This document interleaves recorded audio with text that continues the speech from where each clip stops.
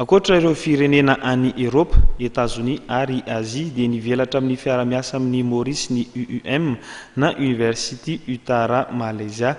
Ny fisian'ny fampianarana any Maurice dia manokatra varavarana ihany koa ho an'ireo firenena afrikaina toa ny Madagasikara.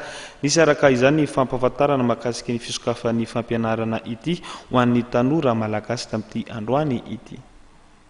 Manome fahafahana ho an'ny mpianatra ety Madagasikara mandranto fahalalana eo anivon'ny Université Panjakana Malaisiana UUM na ny University Utara Malaysia.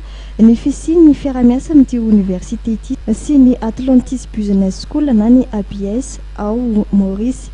Amin'ity fiara-miasa ity dia azon'ireo tanora malagasy atao no manaraka fianarana ambony mitovy kalitao amin'ny fampianarana eo anivon'ity Université Malaisiana ity ao Maurice. I Madagasikara no firenena afrikaina voalohany safidina anokafana ny fiara-miasa noho Madagasikara efa manana fifandraisana tsara amin'ny Maurice ary manamora ny fikirakirana ny antotan-taratasy samihafa.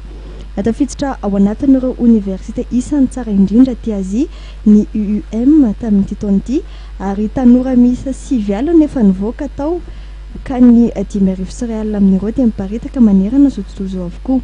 Tamin'ny valandresaka ny mpampalala vaovao androany teny amin'ny Tambo Hotel no nampahafantarana fa misokatra ny fisoratana anarana ho an'ny Roseline satria amin'ny febroary 2024 no manomboka ny fampianarana.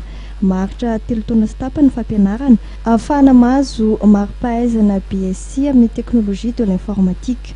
Amin'ny Université Panjakana azy moa dia voafetra ihany toerana amin'ity fampianarana ity.